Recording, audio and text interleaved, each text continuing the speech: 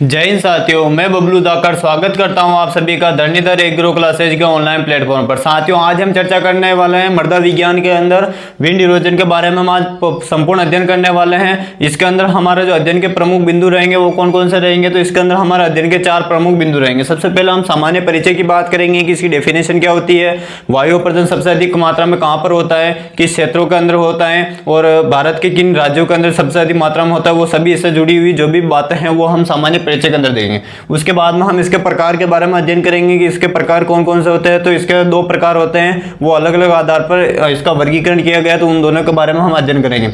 उसके बाद हम अध्ययन करेंगे इसका प्रभावित करने वाले कारक कौन कौन से, जैसे हम बात करें जलवायु हो गया, धरातल हो गया, या फिर टोपोग्राफी हो गया, वनस्पति हो गया। इसके अतिरिक्त हम बात करें सॉइल कैरेक्टर हो गया। तो ये प्रमुख रूप से इसको प्रभावित करने वाले प्रमुख कारक होते हैं, तो इनका अध्ययन करेंगे हम। उसके बाद में हम मूल्यांकन करेंगे कि जो विंड इरोजन के माध्यम से जो सॉइल जो लॉस हो रहा है, सॉइल का जो लॉस हो रहा है, उसका हम मूल्यांकन किस प्रकार से कर सकते हैं या फिर एनालिसिस किस प्रकार से कर सकते हैं। तो उसके लिए चैपेल व वुड्रिप के द्वारा 1963 में एक समीकरण दी गई थी, उस समीकरण के आधार पर हम इसका मूल्यांकन करेंगे।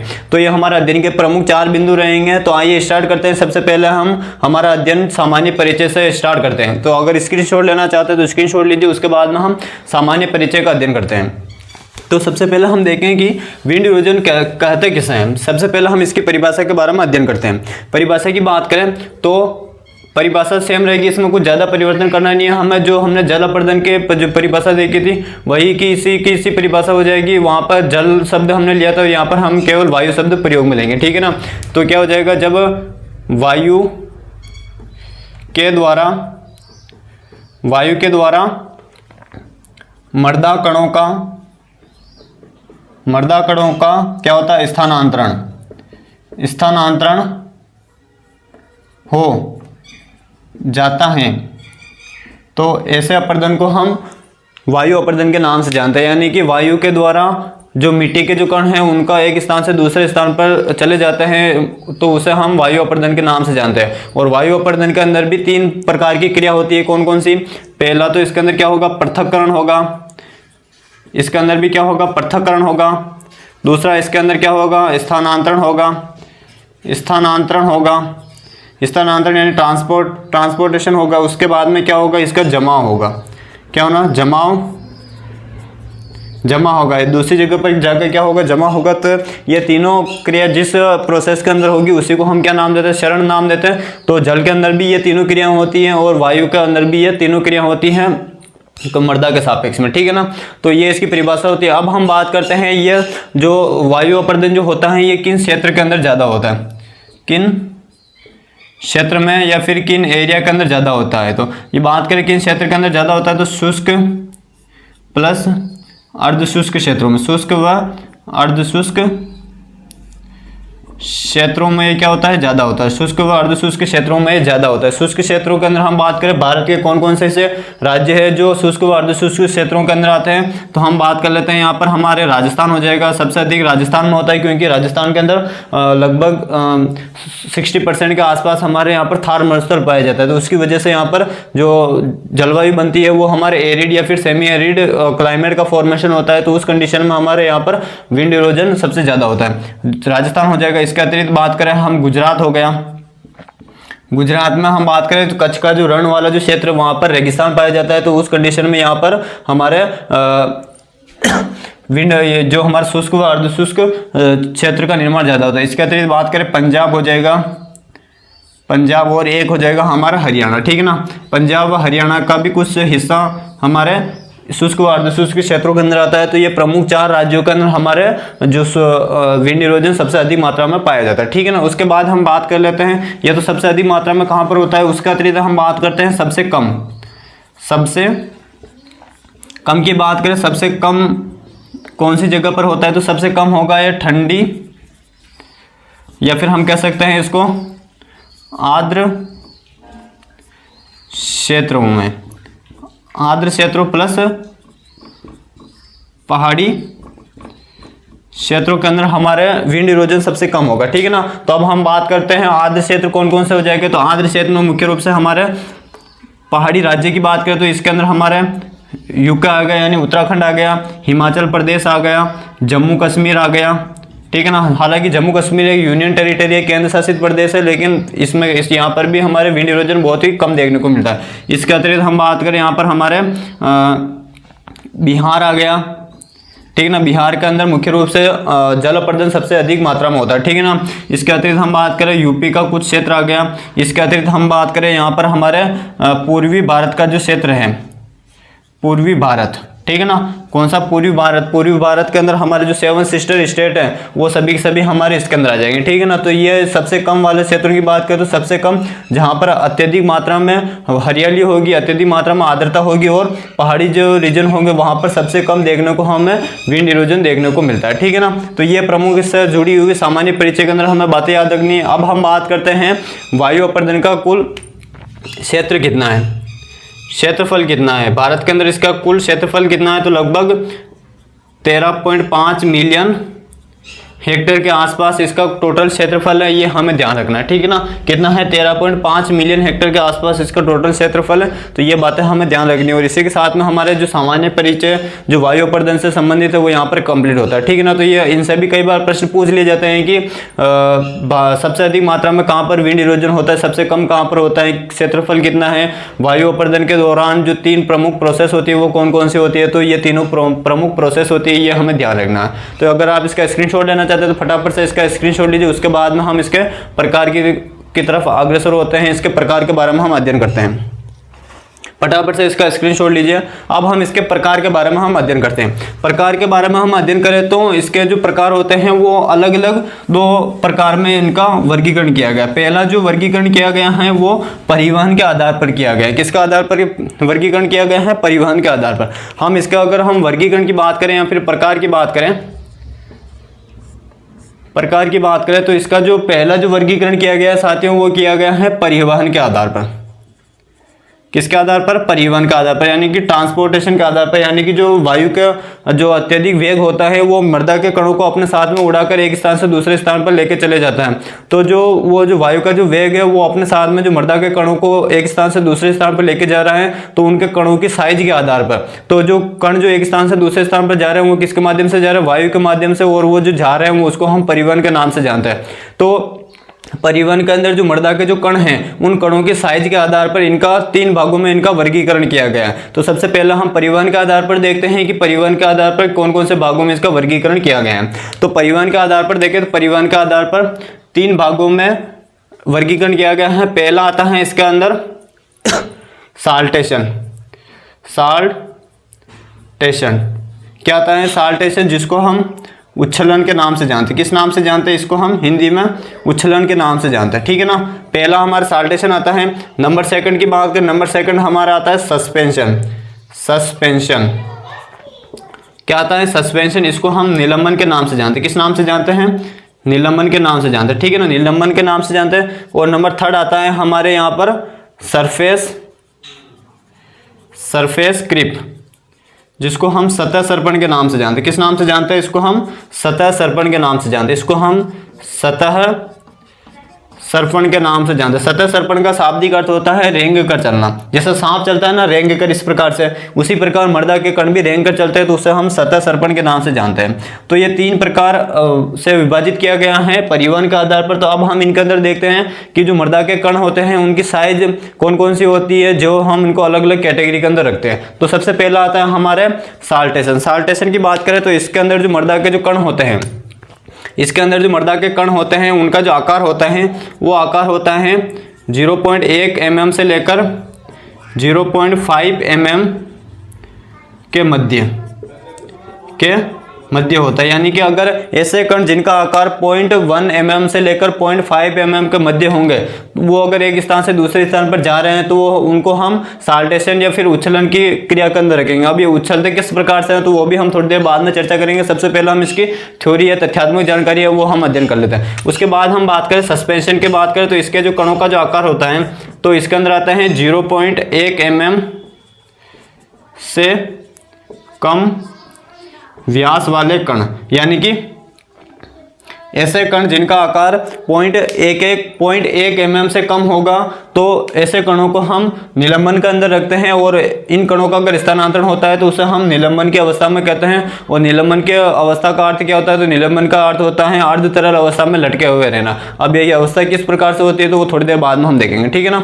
उसके बाद में हम देखते हैं, अगला हो जाएगा हमारे सरफेस क्रीप के अंदर जो कणों का जो साइज होता है वो कितना होता है, तो वो होता है इसके अंदर 0.5 mm से ज़्यादा, ठीक है ना। 0.5 mm से ज़्यादा व्यास वाले अगर कण होंगे तो उनको हम सरफेस क्रीप के नाम से जानते हैं। अब हम इनका मैकेनिज्म समझ लेते हैं। सबसे पहले हम समझते हैं सरफेस क्रीप का, सतह सर्पण का। जब कभी आपने गाँव के अंदर, जो अभी हाल ही में अभी गर्मी का सीजन चल रहा था, उस कंडीशन में आप खुले मैदान में, या फिर हम गाँव की बात करें तो गाँव के अंदर जो खाली जो खेत होते हैं वहाँ पर जब कभी भी आपका घूमना हो तो वहाँ पर जाना, तो जब तीव्र हवाएं चलती है तो जो बड़े बड़े जो मिट्टी के जो कण होते हैं वो जमीन के समानांतर रेंगते हुए चलते हैं, यानी कि जमीन के समानांतर उड़ते हुए धूल के कण हमको दिखाई देते हैं, तो उसी को हम सरफेस क्रीप के नाम से जानते हैं। और ये तीनों की तीनों अवस्थाएं हमने देखी हुई विजुअल आंखों से देखा हुआ, ठीक है ना। तो सबसे पहले हम बात करें सरफेस क्रीप। सरफेस क्रीप का अर्थ होता है रेंग कर चलना। तो इसके अंदर क्या होता है, अत्यधिक तीव्र हवा का जब वेग चलेगा तब उस कंडीशन में मिट्टी के जो बड़े बड़े भारी कण होंगे वो मिट्टी के समानांतर रेंगते हुए चलते हैं, या फिर मिट्टी के पैरेलल, या फिर हम कह सकते हैं मिट्टी से लगभग जो जमीन सतह है उससे लगभग 3 से 4 फीट ऊपर मृदा के समानांतर ऐसे उड़ते हुए जाते हैं। उसी प्रोसेस को हम सरफेस क्रीप के नाम से जानते हैं। उसी प्रोसेस को क्या कहते हैं, सरफेस क्रीप के नाम से हम जानते हैं। और उस कंडीशन में जो कणों का आकार होता है वो 0.5 mm से ज़्यादा होता है, ठीक है ना। उसके बाद में आता है हमारे साल्टेशन। साल्टेशन की बात करें तो इसको उच्छलन या कहीं पर इसको उत्परिवर्तन के नाम से भी जाना जाता है। अब ये कण इसके अंदर क्या होता है, तो इसके अंदर मुख्य रूप से जनरली जब कभी भी हवा का बवंडर बनता है, जिसको हम ग्रामीण भाषा के अंदर इसको हम बगुलिया के नाम से जानते हैं, बगुलिया के नाम से जानते हैं। तो उस कंडीशन में क्या होता है, जितना ज़्यादा बवंडर या फिर जितना तीव्र बगुलिया बनेगा या फिर बवंडर बनेगा तो उसके अंदर मिट्टी के जो कण होते हैं, छोटे छोटे जो मिट्टी के कण होते हैं वो उस बाउंड्री के अंदर आ जाते हैं और बहुत ऊंचाई तक चले जाते हैं। तो उस कंडीशन में वो कण ऊपर चले गए, उसके बाद में जैसे ही बाउंड्री शांत होगा तो वो मिट्टी के कण एक स्थान से दूसरे स्थान पर चले जाते हैं, तो उसको हम साल्टेशन के नाम से जानते हैं। उसको हम किस नाम से जानते हैं, साल्टेशन के नाम से जानते हैं। उसके बाद में बात करें सस्पेंशन या फिर निलंबन की अवस्था कौन सी होती है, तो इन दोनों के बीच की अवस्था होती है। निलंबन में क्या होता है कि जो जिस प्रकार से हमारा एक धागा होता है, धागा अर्ध तरल अवस्था में लटका रहता है, तो उसी प्रकार से मिट्टी के जो बिल्कुल छोटे छोटे जो कण होते हैं वो अर्ध तरल अवस्था में लटके रहते हैं और वो एक स्थान से वायु के माध्यम से दूसरे स्थान पर चले जाते हैं, उसे हम निलंबन के नाम से जानते हैं। तो इस प्रकार से परिवहन के आधार पर हमारे तीनों प्रकार यहाँ पर कंप्लीट होते हैं। अब हम देख लेते हैं कि परिवहन के आधार पर जो सबसे अधिक मात्रा में कौन सा अपर्दन होता है, सबसे कम कौन सा होता है, यानी कि जो परिवहन जो हो रहा है उसके दौरान मिट्टी का अधिक मात्रा में मिट्टी को एक स्थान से दूसरे स्थान पर कौन से परिवहन के माध्यम से वो पहुंच रहा है, तो उसका हम देख लेते हैं। अब हम देखते हैं इसके अंदर जो साल्टेशन जो प्रोसेस होती है, ये लगभग टोटल जितना भी अपर्दन हो रहा है परिवहन के आधार पर उसका लगभग 50 से लेकर 75% अपर्दन करता है। ये कितना करता है, तो ये लगभग साल्टेशन कितना करता है, तो जितना भी ओवरऑल परिवहन हो रहा है मृदा के कणों का, उनमें से लगभग 50 से 75% अपर्दन कौन करता है, या 50 से 75% मृदा के जो कण होते हैं उनको एक स्थान से दूसरे स्थान पर ले जाने के लिए जो जिम्मेदार जो अवस्था होती है उसको हम साल्टेशन के नाम से जानते हैं। उसके बाद में आता है हमारा सस्पेंशन। सस्पेंशन के अंदर कितना होता है, तो इसके अंदर लगभग 3 से 5% के आसपास ये अपर्दन करता है, यानी कि मृदा के जो टोटल मृदा के कण स्थानांतरित हो रहे हैं उनमें से लगभग केवल 5% ही ये एक स्थान से दूसरे स्थान पर ले जा पाता है। उसके बाद में नेक्स्ट आता है हमारा सरफेस क्रीप। सरफेस क्रीप की बात करें तो ये लगभग करता है हमारे 20 से लेकर 25% अपर्दन करता है, यानी कि ये क्या करेगा, तो 20 से लेकर 25% मृदा के कणों को एक स्थान से दूसरे स्थान पर ले जाने के लिए जो जिम्मेदार अवस्था होती है वो हमारा सरफेस क्रीप होती है। इसी के साथ में हमारे परिवहन के आधार पर मृदा की जो वायु चरण है मृदा का वो यहाँ पर हमारे कंप्लीट होता है। एक बार अगर आप इसका फटाफट से स्क्रीनशॉट लेना चाहते हो तो स्क्रीनशॉट लीजिए। इसके अंदर ये तथ्यात्मक जानकारी काफ़ी इंपॉर्टेंट है, इससे सीधा सीधा प्रश्न पूछा जा सकता है कि 0.1 mm से कम व्यास वाले कणों को किस अवस्था में रखा जाता है, क्या उस अवस्था का नाम क्या होता है, तो निलंबन या सस्पेंशन होता है। तो ये हमें ध्यान रखना, ठीक है ना। फटाफट से स्क्रीनशॉट लीजिए। उसके बाद में हम वायु अपर्दन के प्रकार के बारे में हम अध्ययन करते हैं। ये तो परिवहन के आधार पर था। अब हम देखते हैं इसका प्रकार, वायु अपर्दन के प्रकार। तो वायु अपर्दन के कितने 5 प्रकार होते हैं। कितने प्रकार होते हैं, वायु अपर्दन के 5 प्रकार होते हैं। उन 5 प्रकार के बारे में हम अध्ययन करते हैं। वायु अपर्दन के कितने प्रकार होते हैं? तो वायु अपर्दन के 5 प्रकार होते हैं। कौन कौन से होते हैं तो उनके बारे में अध्ययन करते हैं। सबसे पहले हम नाम सुनते हैं, क्योंकि नाम थोड़े अजीब टाइप के हैं, क्योंकि सभी के सभी एक जैसे लगते हैं लेकिन उनका अर्थ अलग अलग होता है। सबसे पहला आता है हमारे एवोल्यूशन। क्या आता है हमारे सबसे पहले? एवोल्यूशन। एवोल्यूशन सबसे पहले हमारे क्या आता है? एवोल्यूशन, ठीक है ना। इसको हिंदी में भी हम एवोल्यूशन के नाम से जानते हैं। सबसे पहला आता है हमारे एवोल्यूशन। एवोल्यूशन। उसके बाद नंबर सेकंड की बात करें, सबसे पहले मैं केवल नाम बता देता हूँ, उसके बाद में हम एक एक करके अध्ययन करेंगे, ठीक है ना। उसके बाद नंबर सेकंड आता है हमारे एवोल्यूशन। नंबर सेकंड हो जाएगा हमारे यहाँ पर, नंबर सेकंड की बात करें तो एक्सट्रूशन। नंबर सेकंड आ जाएगा हमारे एक्सट्रूशन। नंबर थर्ड की बात करें तो नंबर थर्ड हो जाएगा यहाँ पर हमारे डेट्यूरेशन। कौन सा शन हो जाएगा? डेट्रूशन हो जाएगा। नंबर फोर्थ की बात करें तो नंबर फोर्थ हो जाएगा एफ्लेशन। एफ्लेशन कौन सा लेशन हो जाएगा? एफ्लेशन। नंबर फिफ्थ की बात करें तो नंबर फिफ्थ हो जाएगा यहाँ पर हमारे, नंबर फिफ्थ हो जाएगा एब्रेशन। क्या हो जाएगा? एब्रेशन, ठीक है ना। तो ये इसके 5 प्रकार होते हैं। इसको हम एक्सट्रूशन के नाम से हम जानते हैं, एक्सट्रूशन। इसको हम डेट्यूरेशन के नाम से जानते हैं। इसको हम एफ्लेशन के नाम से जानते हैं, और इसको हम एब्रेशन के नाम से जानते हैं, ठीक है ना। तो ये 5 प्रकार होते हैं। नंबर फर्स्ट होता है हमारे एफ्ल्यूशन, नंबर सेकंड होता है हमारे एक्सट्रूशन, नंबर थर्ड होता है हमारे डेट्यूरेशन, नंबर फोर्थ होता है एफ्लेशन, और नंबर फिफ्थ होता है हमारे एब्रेशन, ठीक है ना। ये नाम आपको याद होने चाहिए। इनसे सीधा सीधा प्रश्न पूछा जा सकता है कि निम्न में से कौन सा वायु अपर्दन का प्रकार नहीं है और कौन सा है। तो ये पांचों नाम याद होने चाहिए। अब हम एक एक करके इनका अध्ययन करते हैं कि इनकी परिभाषा क्या होगी और यह जो अपर्दन होता है किस प्रकार की मृदा के अंदर ये अपर्दन पाया जाता है। तो इनके बारे में हम अध्ययन करते हैं।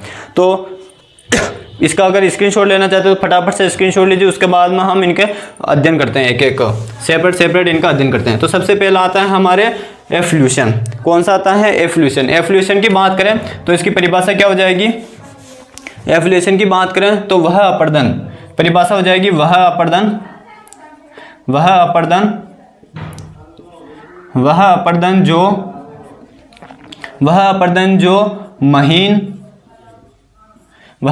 जो महीन बालू या फिर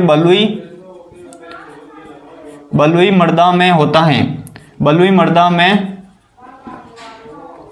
होता है उस अपर्दन को हम एफ्ल्यूशन के नाम से जानेंगे। यानी कि जो हमारी महीन बलुई मृदा होगी उसके अंदर अगर वायु के द्वारा अपर्दन हो रहा है तो उसे हम एफ्ल्यूशन के नाम से जानते हैं। किस नाम से जानते हैं? एफ्ल्यूशन के नाम से जानते हैं। अब ये महीन बालू क्या होती है? तो महीन बालू के बारे में हमने जब मृदा कणाकार के बारे में पढ़ा था, जब हमने मृदा के जो भौतिक गुण होते हैं, फिजिकल प्रॉपर्टी जो होती है, उसके अंदर हमने एक शुरू का जो गुण होता है उसके बारे में पढ़ा था। उसका नाम है मृदा कणाकार। मृदा कणाकार के अंदर 3 प्राथमिक कण आते हैं। एक तो आता है सैंड, सिल्ट और क्ले, जिसके अंदर जो सैंड जो होता है या फिर बालू जो होता है ये आगे जाकर 2 भागों में विभाजित हो जाता है। इसके अंदर आता है, एक तो आता है छोटे बालू या एक होती है मोटी बालू। छोटी बालू को ये हम महीन बालू के नाम से जानते हैं। तो अगर महीन बालू वाली जो मृदा होगी उसके अंदर जो वायु के द्वारा अपर्दन होता है उसे हम एफ्ल्यूशन के नाम से जानते हैं। किस नाम से जानते हैं? एफ्ल्यूशन के नाम से जानते हैं। इसी प्रकार हमारे नंबर सेकंड आता है एक्सट्रूशन। कौन सा ट्रूशन? एक्सट्रूशन। एक्सट्रूशन के परिभाषा की बात करें तो इसकी परिभाषा क्या हो जाएगी? यहाँ पर आ रहा है महीन बालू, तो एक्सट्रूशन के अंदर आ जाएगा क्या? मोटी बालू। तो यह हो जाएगा वह अपर्दन जो किसमें होता है? मोटी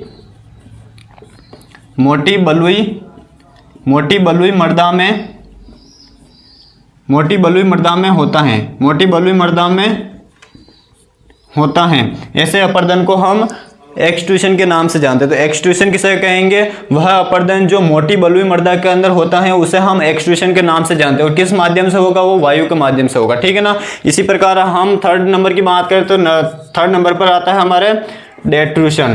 कौन सा शन आता है? डेट्रूशन, ठीक है ना। ये 3-4 बार आप शब्द बोलोगे तो आपको ये शब्द याद हो जाएंगे। अगला आता है हमारे डेट्रूशन। डेट्रूशन के अंदर की बात करें तो ये हो जाएगा हमारे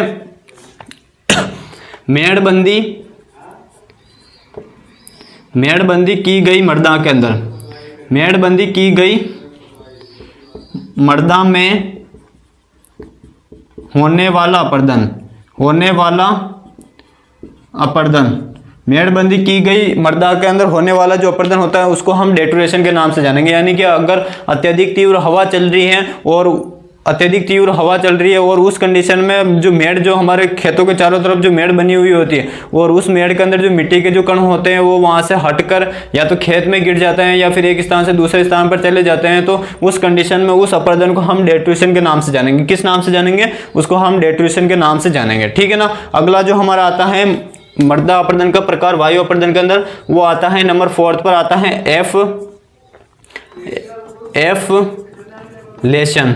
कौन सा लेशन आता है? एफ लेशन आता है। ठीक है ना। एफ लेशन की बात करें तो इसके अंदर क्या हो जाएगा, तो दो यहाँ पर हमारे प्राथमिक कण कंप्लीट हो गए, महीन बालू और मोटी बालू। अब इसके अंदर क्या होता है, तो इसके अंदर आता है अगर जो वायु के द्वारा जो अपरदन हो रहा है वो सिल्ट व क्ले सोइल के अंदर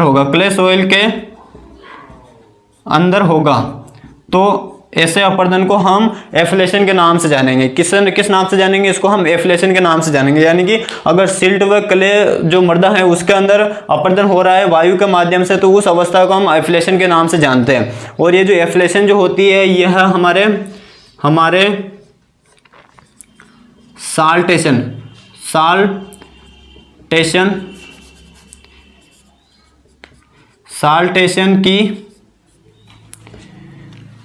साल्टेशन की अग्रिम अवस्था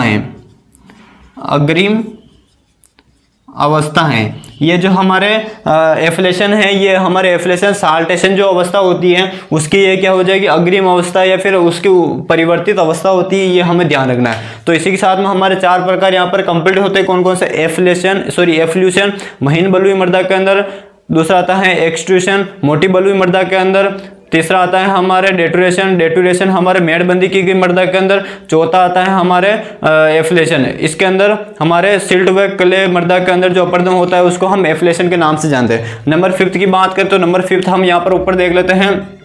नंबर 5 की बात करें तो नंबर 5 हो जाएगा हमारे कौन सी? एब्रेशन की बात करें तो इसकी परिभाषा हो जाएगी जब वह अपरदन जो मोटे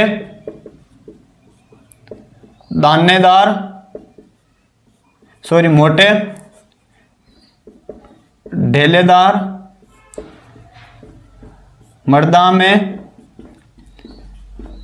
होता है उसे हम एब्रेशन के नाम से जानेंगे।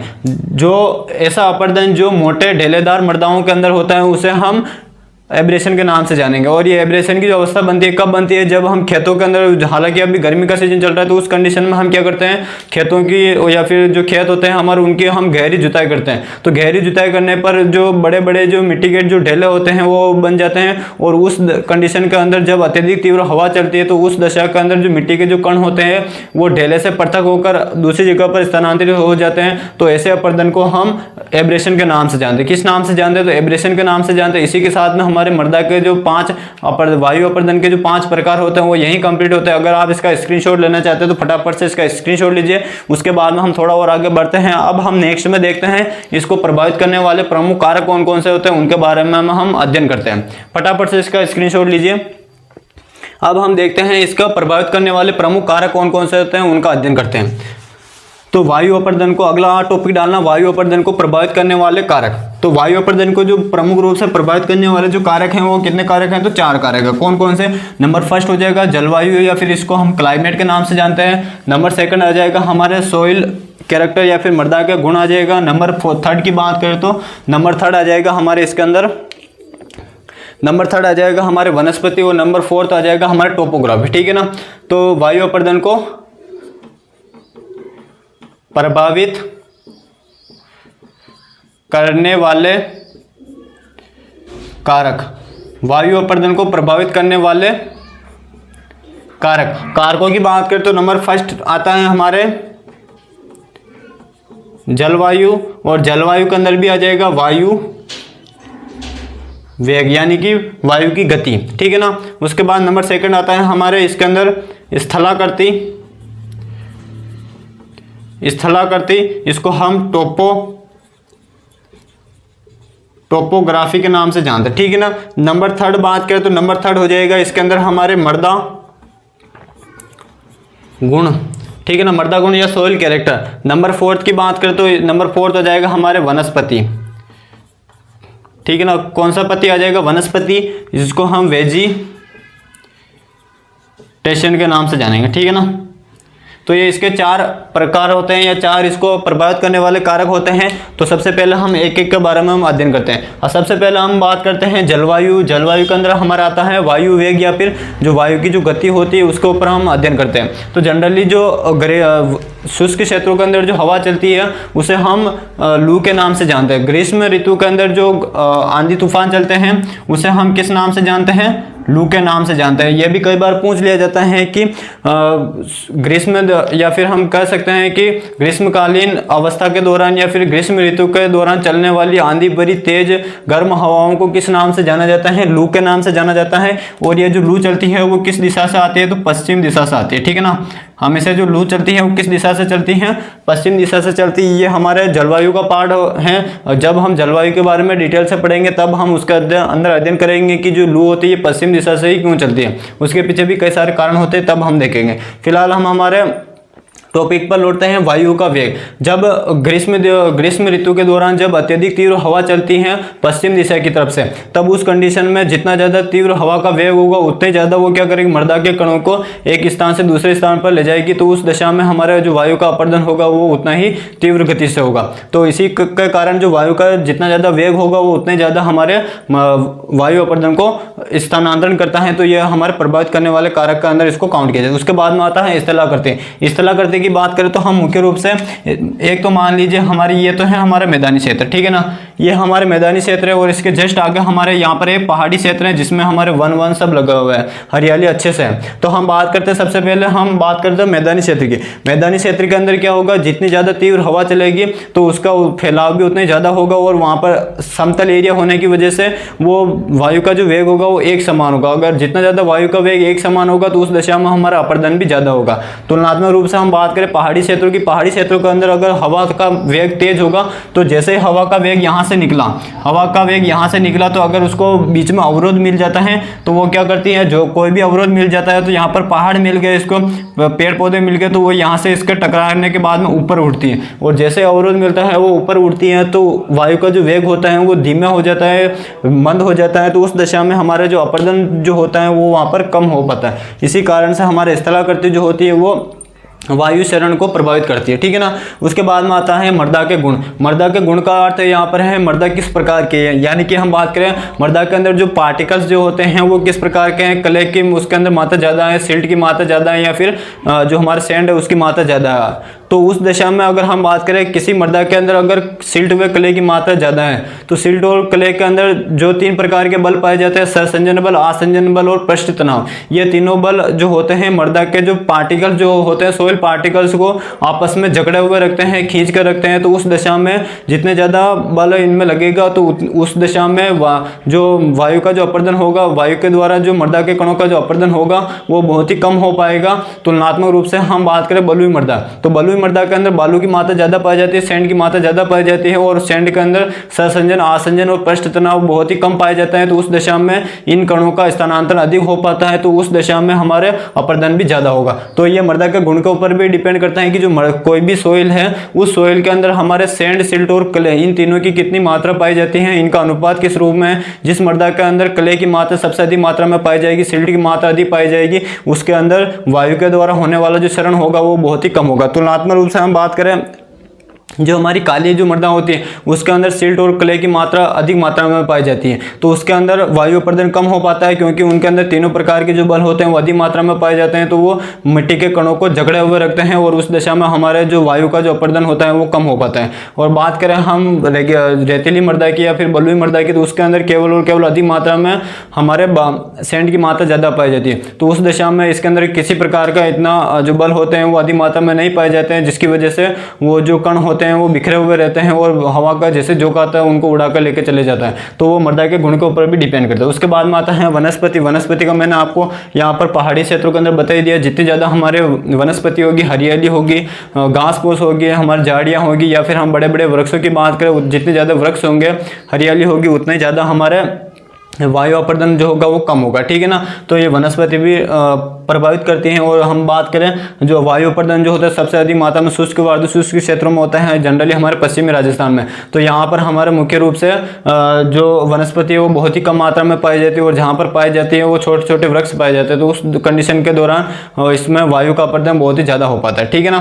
तो इसी के साथ में हमारे प्रभावित करने वाले जो 4 कारक वो यहाँ पर हमारे कंप्लीट होते हैं। केवल इनका अर्थ समझ में आना चाहिए। बाकी अगर कोई भी तथ्यात्मक जानकारी इनके अंदर लिखना चाहता है तो वो अपने मन से भी लिख सकता है। जो मैंने आपको बोलकर बताया वो आप अच्छे से लिख सकते हो। तो पहला आता है जलवायु। जलवायु के अंदर आता है वायु वेग, उसके बाद में स्थला करती है, तीसरा मृदा गुण, और चौथा आता है हमारे वनस्पति। अब हम इसके बाद में जो लास्ट टॉपिक बचा हुआ है विंड इरोजन के अंदर, उसके बारे में अध्ययन करते हैं। और उस टॉपिक का नाम है वायु अपरदन से होने वाला मृदा हानि का आकलन या फिर उसका एनालिसिस। तो उसका हम अध्ययन करते हैं। इसका फटाफट से आप स्क्रीनशॉट लीजिए। तो अगला जो हमारा अध्ययन का जो बिंदु होगा वो हो जाएगा हमारे वायु अपरदन द्वारा होने वाला मृदा हानि का आकलन।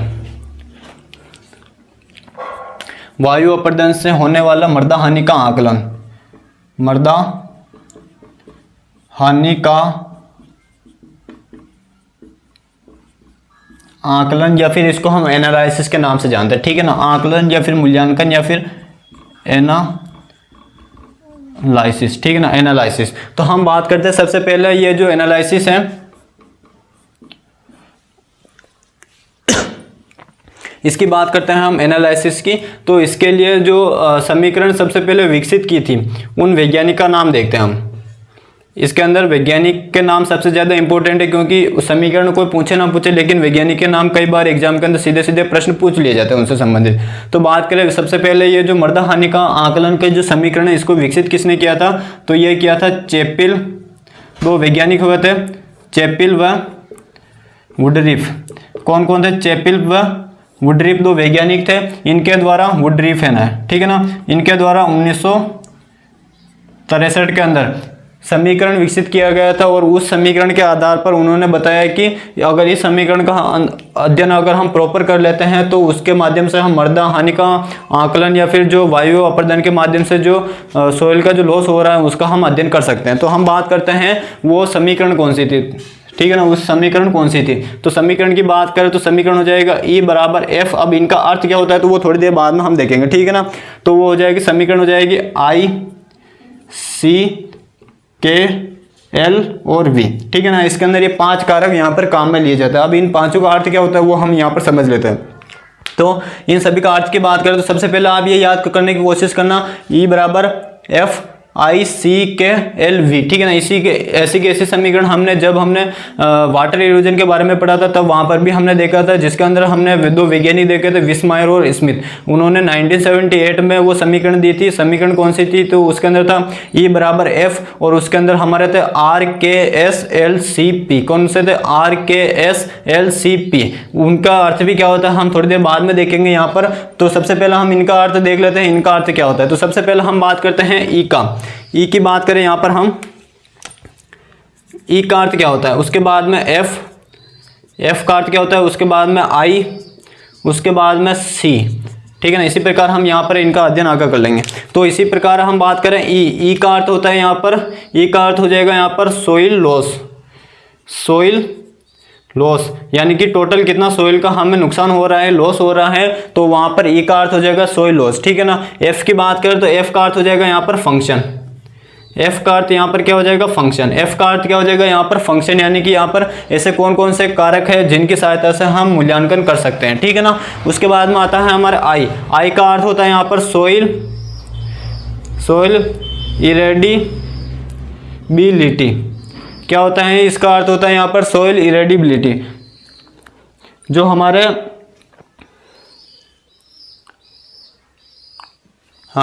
जो हमारा I होता है उसका अर्थ क्या होता है? सोइल इरोडिबिलिटी, इरोडिबिलिटी, ठीक है ना। इसका अर्थ क्या होता है? तो इसका अर्थ होता है मृदा अपरदनीयता। क्या होता है इसको हिंदी में हम मृदा अपर्दनीयता के नाम से जानते हैं, ठीक है ना, मृदा अपर्दनीयता के नाम से जानते हैं। उसके बाद में आता है हमारा सी का अर्थ होता है विंड डायरेक्शन। सी का अर्थ क्या होता है? Wind direction. सी का अर्थ यहाँ पर क्या होता है? Wind direction. इसी प्रकार आगे हम बढ़ते हैं, इसके अतिरिक्त हो जाएगा हमारे के की बात करें, के, एल और वी, इनकी बात करें तो के का अर्थ होता है यहाँ पर, के का अर्थ होता है यहाँ पर रफनेस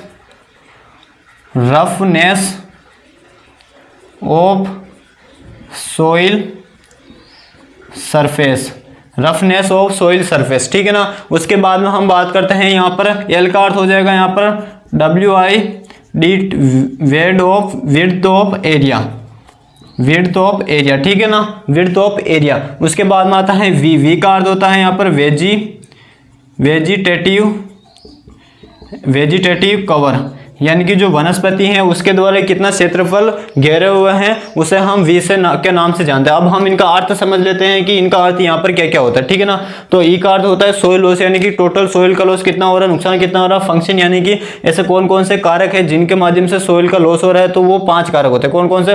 पहला आता है सोइल इरोडेबिलिटी। सोइल इरोडेबिलिटी का अर्थ होता है, हिंदी में इसको हम मृदा अपर्दनीयता के नाम से जानते हैं, यानी कि जो हमारे टोटल जो सोइल थी उसमें से कितना अपर्दन योग्य मृदा है उसे हम मृदा अपर्दनीयता के नाम से जानते हैं। उसके बाद में बात करें हम सी का अर्थ होता है विंड डायरेक्शन, यानी कि वायु की दिशा। वायु की दिशा किस प्रकार से है कि पश्चिम दिशा से वायु अत्यधिक चल रही है तो उस दिशा में हमारे अपर्दन ज्यादा होगा, पूर्व दिशा से चल रही है तो उस दिशा में, उस कंडीशन में हमारे अपर्दन थोड़ा कम होगा, ठीक है ना। तो वो विंड की दिशा के ऊपर भी डिपेंड करता है कि पश्चिम दिशा से चल रही है हवा तो उस दिशा में हमारा अपर्दन ज्यादा होगा, तो वो विंड डायरेक्शन सी को डिनोट करता है। उसके बाद में आता है हमारे के जो डिनोट करता है वो हमारे रफनेस ऑफ सोइल सरफेस, यानी कि जो हमारी मृदा की जो सतह है उसके ऊपर खुरदरापन कितना है। जैसे उदाहरण के रूप में हम बात करते हैं जो हमारे हाल ही में जो निराई गुड़ाई की गई जो मृदा होती है जिसको हम ढेले वाली मृदा के नाम से जानते हैं, उसके अंदर जो हमारे रफनेस होगा, जो हमारे खुरदरापन होगा वो क्या होगा? अत्यधिक मात्रा में होगा, क्योंकि वहां पर ढेले अधिक मात्रा में पाए जाते हैं तो वहां पर उबड़ खाबड़ जगह पाई जाती है। तो उस दशा में हमारे वहां पर जो खुरदरापन होगा ज्यादा होगा, खुरदरापन जितना ज्यादा होगा तो उस दशा में हमारे मिट्टी के जो पार्टिकल्स होंगे वो बिखरने की संभावना ज्यादा रहती है, तो उनके अंदर जो अपर्दन होगा वो एब्रेशन प्रकार का होगा, तो वो हमारे रफनेस को इंडिकेट करता है। तो वो हमारे के यहाँ पर जो मृदा का खुरदरापन होगा वो हमारे के को डिनोट करता है। विड्थ ऑफ एरिया क्या होता है? तो विड्थ ऑफ एरिया का अर्थ होता है कि मान लीजिए ये यहाँ से लेकर हमारा ये एक खेत है, ठीक है ना, ये एक हमारा खेत है, तो इस खेत के अंदर मान लीजिए यहाँ से लेकर यहाँ तक अत्यधिक खेत बहुत बड़ा है और खेत के ये जरूरी तो है नहीं कि जो हवा का जो वेग आएगा वो पूरा का पूरा, मान लीजिए 1 हेक्टेयर हमारा खेत है और हमारे जो खेत की जो लंबाई है वो मान लीजिए 500 मीटर हमारे खेत की लंबाई है, ठीक है ना। 500 मीटर खेत की लंबाई है तो हवा का जो वेग आएगा वो ऐसा तो है नहीं कि वो 500 मीटर में इक्वल मात्रा में हमारे इक्वल 500 मीटर का जो दायरा है खेत का, उस 500 मीटर के दायरे के अंदर एक समान वायु का वेग होगा। तो उस कंडीशन में क्या होता है कि जितना तीव्र वायु का वेग रहेगा, अब वो 500 मीटर में से मान हो सकता है कि 100 मीटर का जो हमारा एरिया है खेत का, जो 100 मीटर का एरिया है, 500 मीटर था टोटल, उसमें से केवल और केवल 100 मीटर एरिया के अंदर ही वायु का वेग तीव्र है। तो जो 100 मीटर का जो एरिया होगा उसी को हम किस नाम से जानेंगे? विड्थ ऑफ एरिया के नाम से जानेंगे। किस नाम से जानेंगे? विड्थ ऑफ एरिया के नाम से जानेंगे। यानी कि विड्थ ऑफ एरिया का अर्थ होता है कि वायु का जो वेग है वो कितने क्षेत्रफल में फैला हुआ, कितने क्षेत्रफल में फैला हुआ, यानी कि जो वायु का जो वेग है, वायु की जो दिशा है और वायु की जिस दिशा से हवा चल रही है, वो जो हवा चल रही है वो उसका क्षेत्र कितना बड़ा है, उस क्षेत्र को ही हम किस नाम से जानते हैं? विड्थ ऑफ एरिया के नाम से जानते हैं। तो इस डायग्राम से आपको समझ में आ गया होगा कि हमारा खेत की लंबाई 500 मीटर थी और उस खेत की लंबाई 500 मीटर होने के बावजूद भी यहाँ पर जो हवा का जो क्षेत्रफल है वो हमारे केवल और केवल 100 मीटर है। तो वो जो हमारा 100 मीटर जो होगा वो हमारे विड्थ ऑफ एरिया होगा, ठीक है ना। यानी कि जो हवा का जो वेग है वो कितने क्षेत्रफल में फैला हुआ है और उसी क्षेत्रफल में वो क्या करेगा? वायु का जो वायु के माध्यम से जो कण होंगे वो एक स्थान से दूसरे स्थान पर परिवर्तित ज्यादा होंगे। उसके बाद में आता है हमारे वेजिटेटिव कवर। वेजिटेटिव कवर के अंदर क्या होता है? तो जितना ज्यादा हमारे वनस्पति रहेगी उतना ही ज्यादा हमारे वायु का अपर्दन क्या होगा? कम हो पाएगा। तो इसी के साथ में हमारे ये जो 5 प्रमुख हमारे चैपेल व वुडरिप के द्वारा जो विकसित किए गए थे हमारे कारक थे वो यहाँ पर हमारे कंप्लीट होते हैं। इसका अगर आप स्क्रीनशॉट लेना चाहते हो तो फटाफट से स्क्रीनशॉट लीजिए। इसी के साथ में अब हम जो जल जल अपर्दन के द्वारा होने वाला जो मृदा हानि का आकलन था उस समीकरण को भी यहाँ पर देख लेते हैं, तो ताकि आपके दोनों समीकरण एक जगह आपको यहीं पे मिल जाएगी। ठीक है ना, इसका फटाफट से आप स्क्रीनशॉट लीजिए। उसके बाद में हम जल अपर्दन का जो मूल्यांकन का जो समीकरण था उसको भी हम यहीं पर चर्चा कर लेते हैं। ये समीकरण तो आपके सामने लिखी हुई है ही है। इसके अंदर अब हम देखते हैं जल अपर्दन वाली, जल अपर्दन वाली, ठीक है ना। जल अपर्दन वाली समीकरण की बात करें तो वो किसने विकसित की थी, वो की थी विस्मायर व स्मिथ ने। कब की थी? 1978 में विकसित की थी। समीकरण कौन सी थी? E बराबर FRKSLCP, ये हमारे समीकरण थे। तो बात करें यहाँ पर E का अर्थ क्या होता है, तो E का अर्थ होता है यहाँ पर soil loss F function. R की बात करें तो R का अर्थ होता है यहाँ पर रेनफॉल इरोडिबिलिटी इंडेक्स, रेनफॉल इरोडिबिलिटी इंडेक्स। और K का अर्थ होता है यहाँ पर R का अर्थ होता है यहाँ पर रेनफॉल इरोजिविटी इंडेक्स, और K का अर्थ होता है यहाँ पर सोइल इरोडिबिलिटी फैक्टर। S का अर्थ होता है यहाँ पर स्लोप स्टीफनेस फैक्टर। L का अर्थ होता है यहाँ पर स्लोप लेंथ फैक्टर। C का अर्थ होता है यहाँ पर क्रॉप मैनेजमेंट फैक्टर। P का अर्थ होता है यहाँ पर सपोर्ट प्रैक्टिस फैक्टर। ठीक है ना, इनमें से जो शुरुआत के जो तीन होते हैं R, K, S, इनको हम कंट्रोल नहीं कर सकते हैं, और L, C, P को हम कंट्रोल कर सकते हैं। किस माध्यम से कंट्रोल कर सकते हैं, तो इनको हम जनरली जो हमारे संरक्षण की जो विधियाँ होती हैं, जो इनको हम कंट्रोल करने की जो मेथड होते हैं, वो हम थोड़ी देर बाद में नेक्स्ट सेशन में कवर करेंगे। तो वो उनके माध्यम से हम इनको कंट्रोल कर सकते हैं। साथ ही साथ में हम मृदा प्रबंधन के माध्यम से और सस्य प्रबंधन के माध्यम से इनको हम आसानी से कंट्रोल कर सकते हैं। और इसके अंदर जो लेंथ रखी जाती है वो लंबाई कितनी रखी जाती है, तो 22.6 मीटर लंबाई रखी जाती है। और स्लोप कितना रखा जाता है, तो 9% यहाँ पर हम स्लोप रखते हैं। ठीक है ना, तो ये इससे जुड़ी हुई है, हमारे मूल्यांकन से संबंधित जुड़ी हुई प्रमुख बातें यहाँ पर कंप्लीट होती है। तो ये जो स्लाइड आपके सामने लिखी हुई है, ये स्लाइड काफ़ी इंपॉर्टेंट है। इससे केवल और केवल अधिकतम 5 प्रश्न बनने की प्रबल संभावना रहती है। पहला तो बनता है कि जो वायु अपर्दन के जो मृदा हानि का आकलन का जो समीकरण था वो किसने विकसित किया था, चैपेल व वुडरिप ने 1963 में। और वो समीकरण कौन सी थी, तो ये समीकरण हो जाएगी। ठीक है ना, इसी प्रकार हम बात करें जल अपर्दन वाली समीकरण की, तो विस्मायर व स्मिथ ने विकसित की थी 1978 में। समीकरण कौन सी हो जाएगी, ये वाली हो जाएगी। और इसके अंदर प्रश्न हो सकता है डीप में पूछे तो स्लोप के लिए कितना विस्मायर व स्मिथ के द्वारा जो स्लोप रखा गया था वो कितना प्रतिशत, 9%। और क्षेत्रफल कितना रखा गया था, तो वो हो जाएगा हमारे 22.6 मीटर रखा गया था। तो इसी के साथ में हमारा आज का टॉपिक यहीं कंप्लीट होता है। आज के टॉपिक के अंदर हमने 4 प्रमुख बिंदुओं का ऊपर अध्ययन किया, वो भी हमारे वायु शरण से संबंधित। तो इसी के साथ में हमारे वायु शरण का टॉपिक यहीं पर कंप्लीट होता है। अगर आज का सेशन आपको अच्छा लगा हो तो अपने साथियों के साथ में से अधिक शेयर करें, और अभी तक आपने हमारे चैनल को सब्सक्राइब नहीं किया तो चैनल को सब्सक्राइब करें। मिलते हैं नेक्स्ट सेशन में वायु अपर्दन और जल अपर्दन के संरक्षण की विधियों के साथ में। तब तक के लिए जय हिंद, जय भारत।